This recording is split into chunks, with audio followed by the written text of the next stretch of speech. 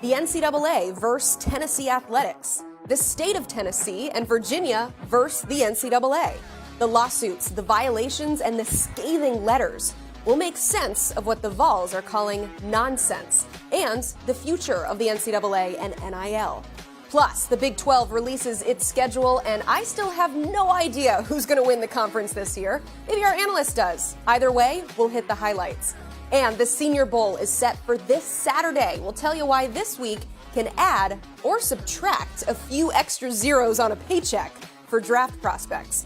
All that and more as 247 Sports Live starts right now.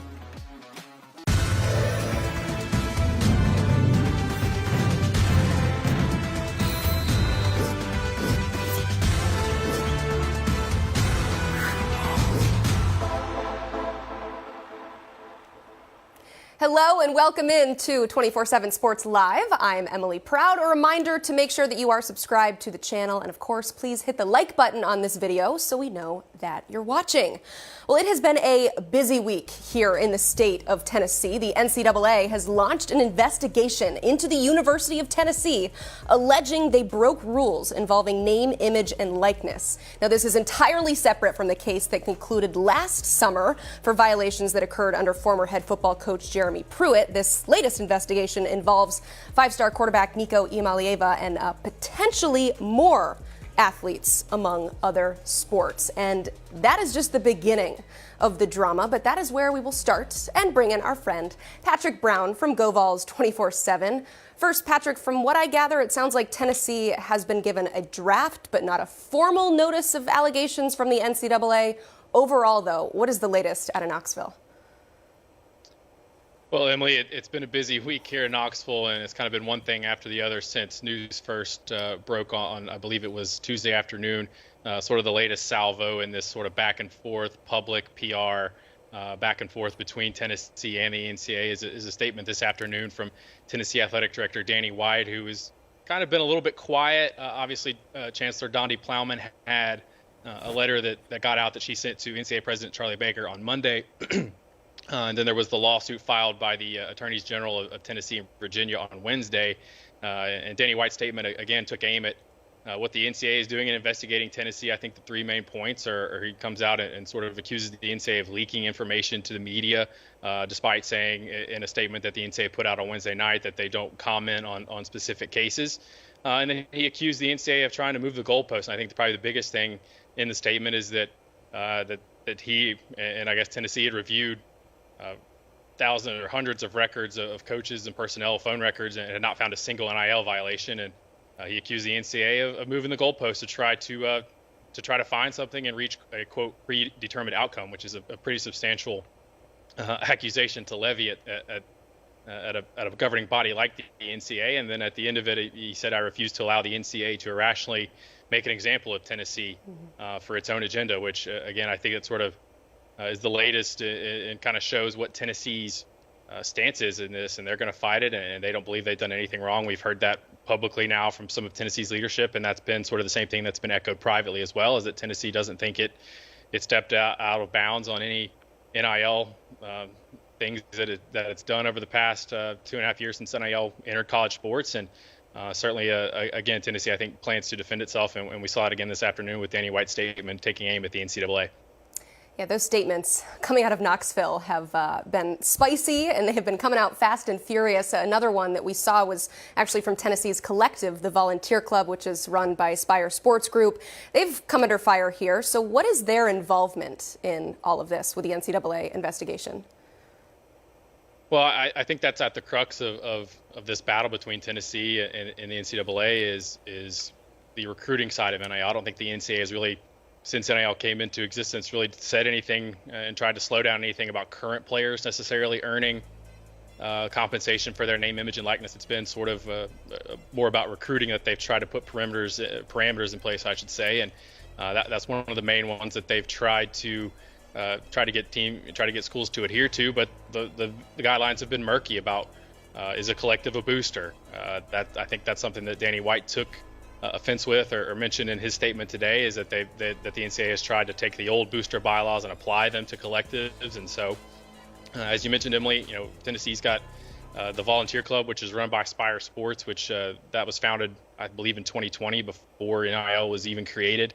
Certainly, as you guys mentioned off the top of the show, the recruitment of Nico Iamaleava is sort of one of the focuses of this investigation. And their Aspire's attorney, Tom Mars, the other night came out and tried to shed some light on that situation by saying that Nico signed a deal with Spire to more or less handle his NIL rights, and it was not bound to his school. He was not, that Tennessee had nothing to do with it, and that contract, that agreement that he agreed with did not count as an inducement. And that's what the NCAA has tried to, I guess, retroact,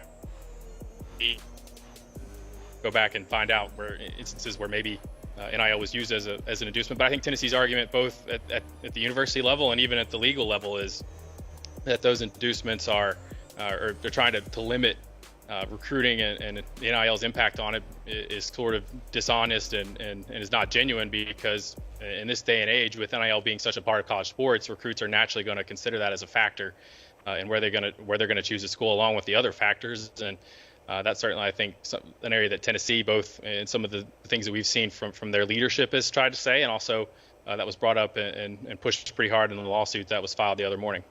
Yeah, we'll talk more about that lawsuit in just a bit, but I want to get to some more of these statements. I guess not technically a statement, more of a letter that was released by Dondi Plowman, and this was to the NCAA. We're going to show it in pieces, but I want to start here with this section. She says, "It's inconceivable that our institution's leadership would be cited as exemplary leadership in July 2023 than as a cautionary example of a lack of institutional control only 6 months later." Now, this is important because Tennessee could be labeled a repeat violator. You also see the terminology of a lack of institutional control. That's a buzz phrase when it comes to NCAA rule violators, and it could come with some enhanced penalties there. But Patrick, why was the NCAA looking at Tennessee again here?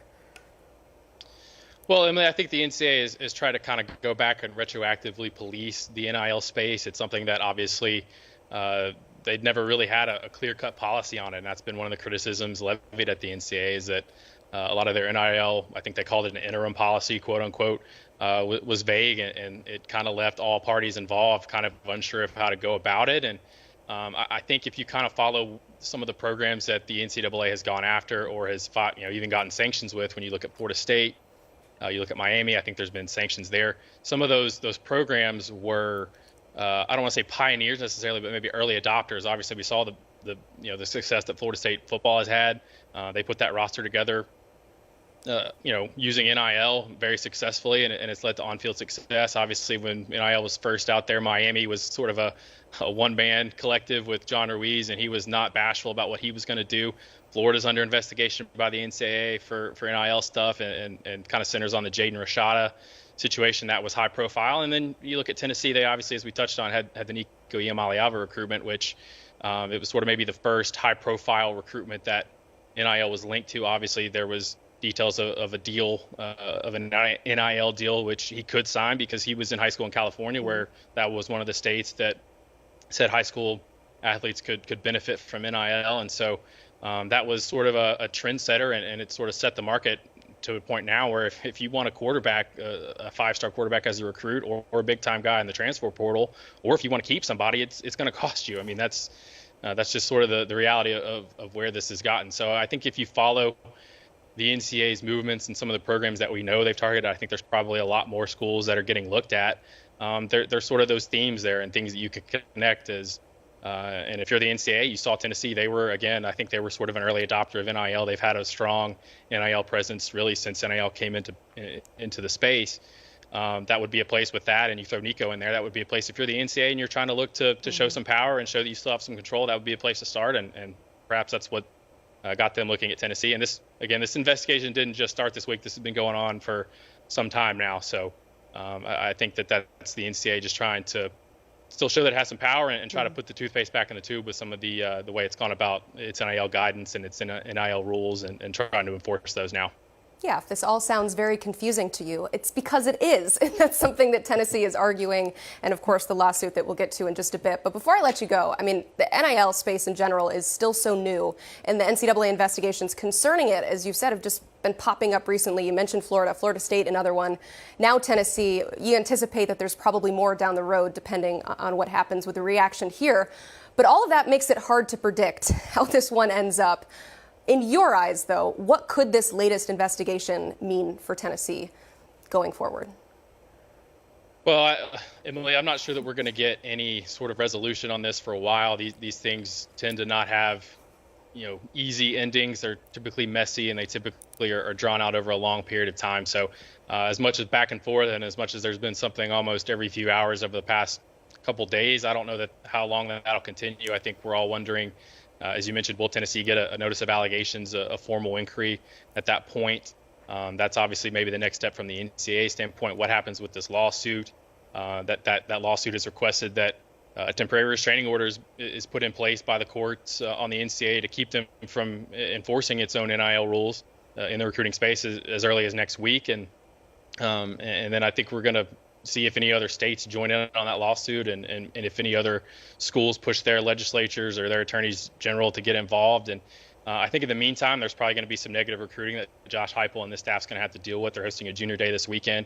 Obviously, they've already landed George McIntyre, one of the top quarterbacks in the 2025 class. And as we saw with the Jeremy Pruitt case when that staff first got here, or when Heupel's staff first got here, I should say, they had to deal with a lot of negative recruiting, and Tennessee's going to get hammered and all that stuff. That stuff's going to be out there because of, as you mentioned, the repeat offender stuff. But I think Tennessee's stance is pretty clear. I think publicly now and privately, we've heard the same thing, that they don't think they stepped out of bounds. They don't think they overstepped anything. They don't think they committed any violations. We've seen that both in the letter that Donnie Plowman sent to the NCAA and in Danny White's statement today that Tennessee doesn't think it did anything wrong. And so I think if the NCAA tries to levy anything against them or impose any sanctions, I think Tennessee's going to fight tooth and nail for that. We saw them fight tooth and nail to keep the postseason ban off the table with the Jeremy Pruitt stuff. There were a couple of negotiated resolutions in that process that Tennessee tried to not have a postseason ban. The NCAA wouldn't allow it, and so Tennessee went the distance. They went to a committee on infractions hearing to make sure that was not on the table for Heupel and those players that were not involved. So Tennessee, they've come out really defiantly, almost angrily this week with some of the things they've said, and so I think they're kind of digging in and ready to put on a fight, and they're not going to take anything from the NCAA, and they don't think they did anything wrong at this point. We'll have to see if the NCAA has any sort of smoking gun, but at this point, Tennessee feels like it's done everything right, and they're ready to fight to protect themselves. Yeah, they were lauded for their cooperation with the previous investigation. I don't think so much in this case. I think our colleague Wes Rucker put it perfectly in his article on GoVols 247. Tennessee does not seem scared. It seems, as you said, angry. But you will be all over this. Never a dull moment on the Tennessee beat. We appreciate you taking some time to talk to us, Patrick. As I said, they are all over this story at GoVols 247. Also, everything surrounding recruiting and all things Tennessee, that is your place. Check it out, govols247.com. Well, not long after the public learned of the NCAA's investigation, the state of Tennessee and Commonwealth of Virginia launched a lawsuit against the NCAA for violating antitrust laws with its NIL restrictions. This is now the third antitrust lawsuit filed against the NCAA since November, but the first to attack NIL rules directly. Let's bring on National College Football analyst Brandon Marcello. And Brandon, I want to start right there. For everyone calling NIL a whole free-for-all and not really knowing how it all works, what actually are the current NIL rules out there? Well, I'll try to simplify it, and I don't know if they're actually rules, more or less guidelines, that you cannot induce players before they get on campus with your NIL collective or a package. So in other words, you can't be like, hey, this is what you're going to get if you come to the University of Tennessee or West Virginia. You also can't tamper, which has been the big rampant issue that is really at the center of a lot of the coaches and administrators' issues with the NIL regulations right now. Schools, officially and unofficially in some instances, reaching out to players currently on other teams to go, hey, would you be interested in coming here if we were able to give you an NIL deal through our collective, which we're not supposed to be talking to really and setting up deals for this. And that's really, I think, the heart of the issue for a lot of people here is the tampering. That's what the coaches keep talking about right now. But when it comes to the NIL rules today, that's really what it boils down to. It's just don't cross one or two of these lines and don't bring attention to yourself in doing so. Because the NCAA, as we have seen, they've got screenshots. They have slid into these DMs. They have got the evidence now and now they're going to try and come after some of these schools. The issue is that the NCAA is already hobbled. As you mentioned, all the lawsuits. They're fighting 5 lawsuits right now. There will be more. In fact, I'm hearing that the cases that were filed yesterday by Tennessee and the state of Virginia, I'm hearing that other states might be joining in on that here pretty soon. So again, the NCAA is being attacked from all ends right now, and it's going to be very difficult for them to see probably some of these investigations all the way through and to see if any of their rulings, so to speak, or punishments have any teeth in the long run. Yeah, it's not just how many lawsuits, it's the people involved. The Department of Justice jumped into one of those lawsuits. I mean, this is just going to continue to grow, and it makes things very challenging for the NCAA.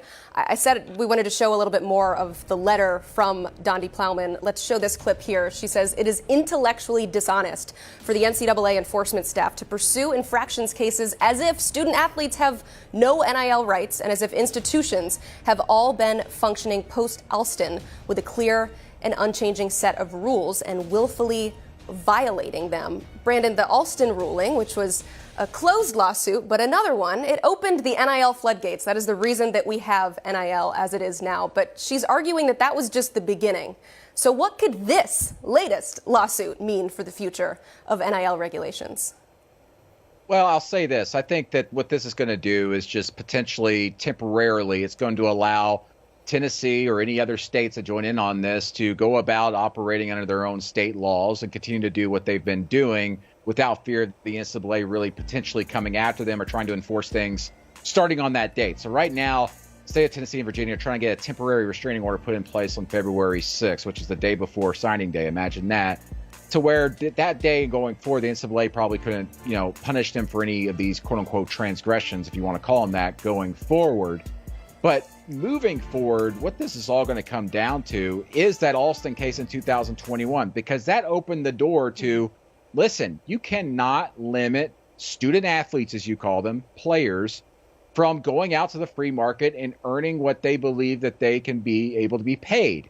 And the NCAA is arguing, well, we need an antitrust exemption. We are special. We go to Congress. We want to be able to put some guidelines around this and be able to restrain the quote-unquote labor from being paid, which is the student athletes. This has been an ongoing fight for the NCAA for years, but in 2021 is when Brett Kavanaugh in the Supreme Court ruled 9-0 in a blowout, as you would say, on the football field. You can't do that. You can't limit the players from earning what they believe they should be earned. And right now, the NCAA is trying to go back and say, well, we put these guidelines in place afterward because the schools were wanting some guidelines, but the schools are saying, well, we didn't want exactly these guidelines. There's blame to be placed on both sides of the aisle, so to speak here. But the issue is that the loudest voice in the land, the one that makes the laws and upholds them, the Supreme Court, has said what the NCAA is doing and what they're trying to do right now is unlawful. And that's why these lawsuits are being filed quickly. And as Charlie Baker, the new NCAA president, said back in January at an event he says, every day we're potentially getting lawsuits. He says, I'll probably get up off stage here and have another lawsuit in my mailbox. And he's true, because it's very easy to sue the NCAA now because of that Alston case. And that's why so many of us say that the NCAA really doesn't have any legs to stand on, because not only did the Supreme Court say what they did nearly 3 years ago, but now you have your own membership, which help draw up those rules that you're enforcing as NCAA, saying we don't agree with what you're drawing up and we're going to sue you. So the NCAA, people say is this the death of the NCAA? I wouldn't go that far, but it certainly is. The NCAA just has no teeth, and they're not really going to be able to go about and maybe limit programs the way that they maybe are hoping right now. But that's not going to stop the NCAA, from what I understand. Not to get too long-winded here, but the NCAA is investigating other schools right now. They're looking into other schools. It's not just the likes of Florida State, which obviously had been penalized just recently, and Tennessee. They're looking into other programs. There's a couple dozen programs that they're looking into right now. Question is does the NCAA really want to go after all these programs? Because if they do, the state of Tennessee and the state of Virginia just showed, we'll sue your butts. We'll take you to court. Yeah, well, the NCAA has a lot more success when it's their investigation as opposed to when they go to court. But yeah, the Alston ruling just opened everything up with Justice Kavanaugh's opinion straight up saying the NCAA is not above the law, just inviting more of these lawsuits to come in. And so, as you said, yeah, this could continue to grow. As it pertains to the NCAA, they make a point of not commenting on infractions cases, but they felt it was important to do so given the response. So this statement reads, in part, NCAA member schools and conferences not only make the rules, but routinely call for greater enforcement. This legal action would exacerbate what our members themselves have frequently described as a Wild West atmosphere, further tilting competitive imbalance among schools in neighboring states and diminishing protections for student athletes from potential exploitation. Love the last word, love the choice of verbiage there. But the NCAA, in part, says that it is trying to regulate because it's ultimately a governing body for its member schools. But Brandon, with, as we've said, 5 ongoing lawsuits, how much power does the NCAA actually have right now over college sports? There's so many things. We could talk about this all day. But the NCAA is not just 130 FBS schools. It's hundreds of schools. And it's not just football. It's other sports. And the big issue here, of course, is college football and big-time college football. And when you look at the NCAA, what's the one sport that they don't actually run or look over when it comes to championship events? That's football. CFP does that. And so what we're really, in the root of the issue here is we're really dealing with CFP, if you want to call it that, against the NCAA, because college football is completely different from what everybody else is. And for that matter, big time college football is. And this just brings up the question is, what is the future of the NCAA? I don't think the NCAA is going to go anywhere, but it's looking more and more likely that college football is going to have to break away, at least major college football, and form its own entity, another NCAA, so to speak, that maybe is run by the CFP itself, or, of course, maybe some of these other commissioners come up with something else of their own. But it's very clear that the same rules that the NCAA is saying, hey, you guys wanted this, it doesn't pertain to everybody. Mm-hmm. Every school has their different issues. And for that matter, trying to say that St. John's faces the same issues that the University of Alabama faces every day is ludicrous. So that's the root cause of all this that makes the University of Tennessee, the state of Tennessee, the state of Virginia be able to file these lawsuits, because what they're saying is like, yes, you're putting out all these guidelines and stuff. We think they're ludicrous. Yeah, you say your membership's asking for this, but not necessarily every member's asking for this or to go along these guidelines. So again, it's an absolute mess. And this is just another slow death march to some type of breakaway of college football and for players to be paid straight up as employees by the schools. We're moving toward that model. It's already a quote-unquote semi-pro model because of NIL, but it will be fully a semi-pro professional model in the future. It's going to have to be. There's going to have to be some transparency with this. They're not going to get the antitrust exemptions they want because the Supreme Court's already said as much. You're not going to get that. So they've been trying to do this for 3, 4, 5 years, even before the Alston case. Let's remember that, to try and get some protections for them so they can continue not paying players. But it's very clear that they are going to have to pay players at some point. And again, I think the NCAA realizes this. That's why you've seen in January at the NCAA convention, Charlie Baker, the president, saying, hey, here's an idea. Let's start paying players $30,000, $50,000 a year from your schools and everything. And I understand not all schools will be able to do this, but this is our idea. So he's saying that outside of one side of his mouth, while the other side of his mouth, which is the enforcement staff, is trying to say you can't induce players and do all this stuff. Yet in the future, the schools directly are going to be able to pay the players and work with the NIL collectives directly to set up deals. You can't have it both ways, and it's just really easy pickings right now for any attorney out there worth their weight, because they can earn a lot of money right now working for a school and filing these lawsuits. And again, this isn't the end of these lawsuits. More are going to come. More states are going to join. Some of these lawsuits are already active. You mentioned this part of it, the TRO, and I want to pull up one more piece from Chancellor Plowman's letter, kind of regarding that a little bit, saying that any discussion about NIL might factor into a prospective student athlete's decision to attend an institution. This creates an inherently unworkable situation, and everyone knows it. Just laying it all out there. Recruiting in general, Brandon, NIL or otherwise, is considered an inducement. You're trying to get somebody to come to your school. But the plaintiff is also asking for that TRO, saying that the NCAA cannot prevent players from engaging in NIL discussions prior to enrollment. You've mentioned this. I want to bring it back up because they want it to take into effect the day before next week's signing day. So if granted, what could this potentially mean?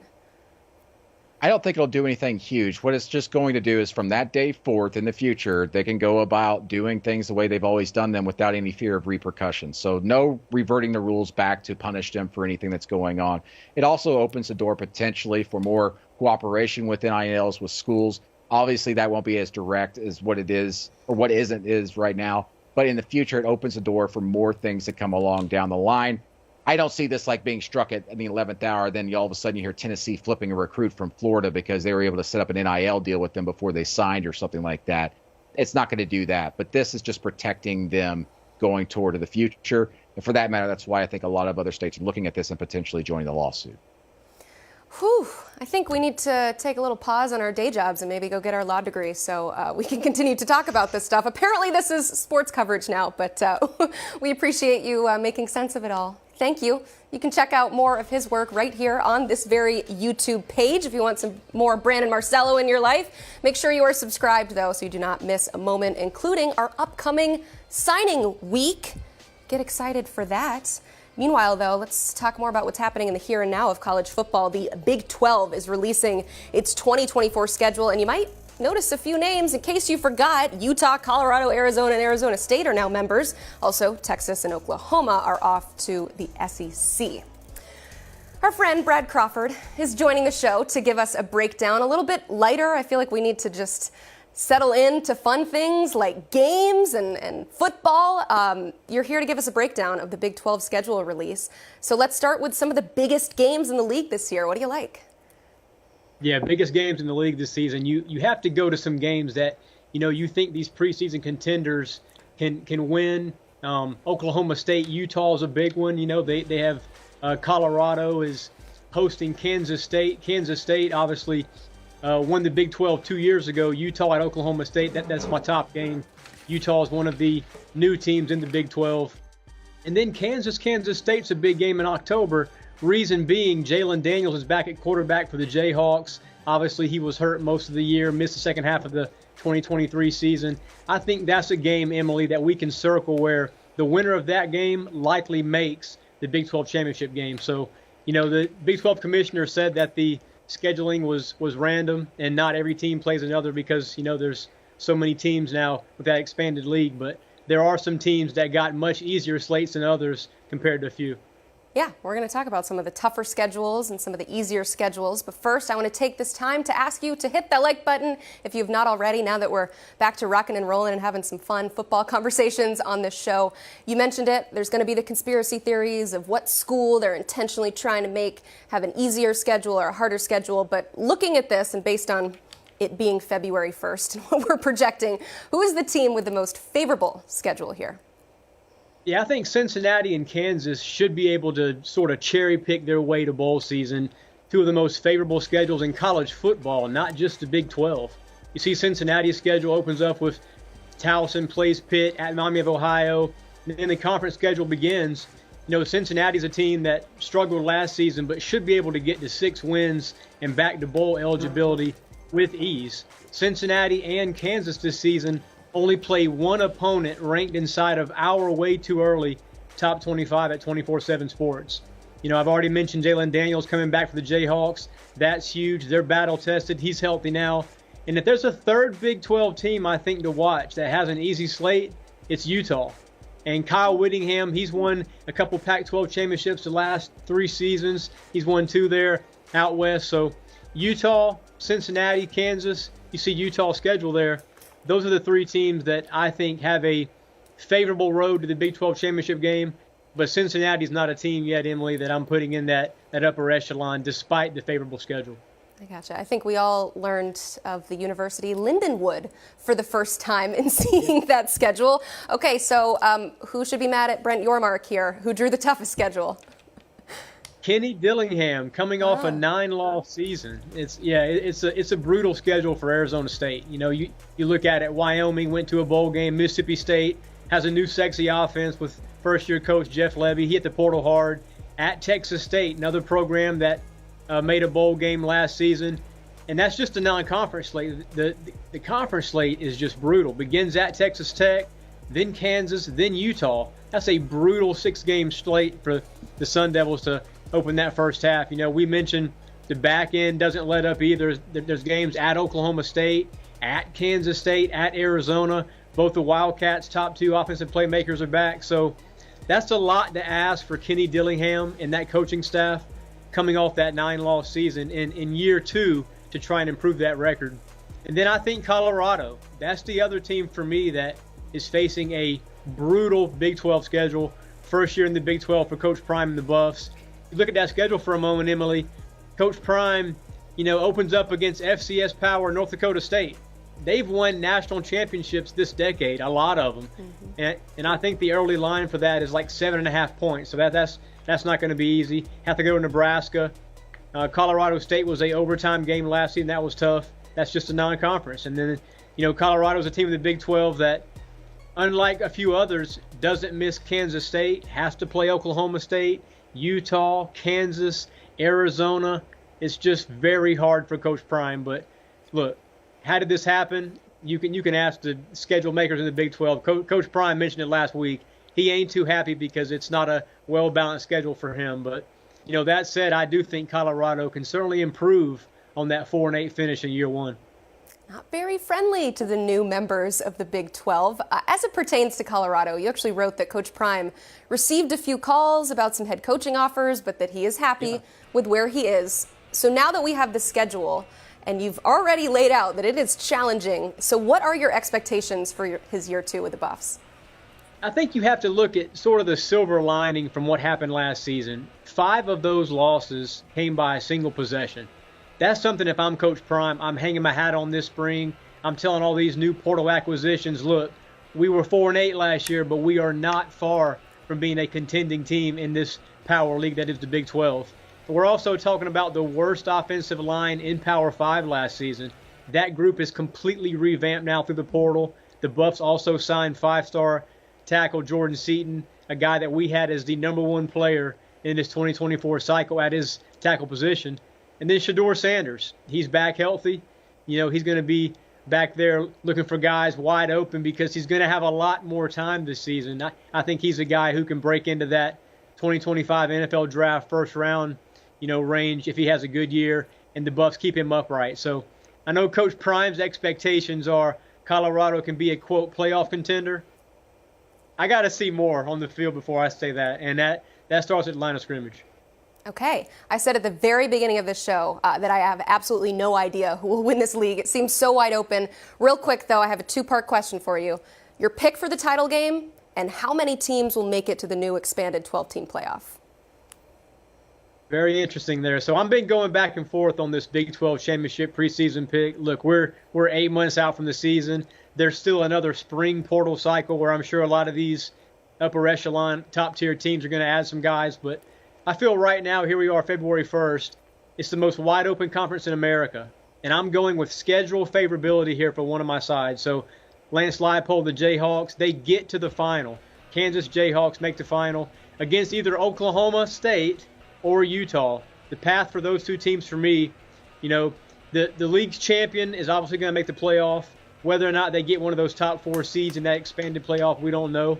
But it's going to be very difficult, in my opinion, for the Big 12 to put 2 teams in that 12-team playoff because I think leagues that are stronger as a whole, you know, are the SEC, the Big 10. ACC might have a couple playoff teams with Florida State, Miami, Clemson, NC State's not far off. So I think for an at-large Big 12 team, Emily, to make the playoff in addition to that conference champion, they're going to need some help from other leagues. So I don't see a 2-loss, non-champion Big 12 team getting in as a at-large team. So right now, just the Big 12 champion gets in the expanded playoff. Okay. You might not have the big blockbuster matchups that you see in the SEC and the Big 10, but man, this is going to be such an interesting league to follow this season, and we really appreciate you getting us hyped for it. thanks so much. You can check out more of his work, of course, on 247sports.com. I alluded to an article that he wrote. Check it out there. Also, recruiting rankings, portal updates, all your favorite things. So keep it locked in to 247sports.com. The Senior Bowl is underway down in Mobile, Alabama. The best of the senior class is using this week of practice to show off to NFL scouts ahead of the draft coming up in April. Some of your favorite players from the college game this past season looking to take that next step. Next step here on the show is to welcome in our friend and national college football analyst, Smoke Dixon. And the reason that we bring you on for this is because you've been to the Senior Bowl as a scout. You know what it's like. You know what you're looking for. So let's start with what impact does this event actually have on raising the draft stock of prospects? This is huge because this is the first time that you get to meet and be around the NFL brass. Yeah. You have head coaches, GMs, everybody's there, scouts. The scouts seeing them. Mm-hmm. The coaches haven't been around them. And this is your first time to have your best impression in front of the world. Yeah. So conversely, why is this so important for NFL front offices to get a look at these seniors? Well, you have an entire week to work with these young people that you've never been around. And you see them go through adversity. You see the first thing that you want to do is understand things that you can't see on film. And that's their ability to learn. How do they get through adversity? What's their coachability? What do they do when they struggle? Are they on time? Do they know how to articulate plays as a quarterback? Can they make checks as linebackers? And now when you look at them physically and you're around them for the entire week, what does day 1 look like to day 2 to day 3? Because you want to see growth. Mm-hmm.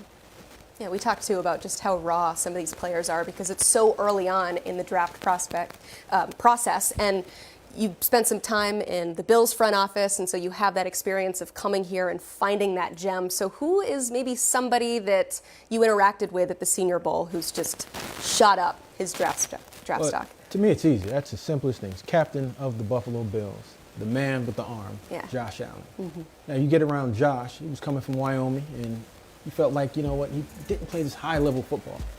And then day 1, he was okay. He warmed the room up. Day 2, he took the room over. Day 3, he ran the entire room and the Senior Bowl. So you just saw a guy from one day grow years, not just a day, years. And you looked and said, you know what, that could be our guy because he has all the intangibles and the physical skill set to be a franchise quarterback. And we were right. You were right. Yeah, Josh Allen's had a pretty good career in the NFL so far. Decent, quite all right. And you found him there at the Senior Bowl. Smoke, thank you so much for being here and breaking it all down, and thank you for watching. Another reminder to hit that like button on the way out and make sure that you are subscribed to the 247 Sports YouTube page. And don't forget about this. We're going to be all over National Signing Day on Wednesday with a signing week. That means that we are dropping content daily, team breakdowns, everything you need to know. Tune in next week. Thanks for watching.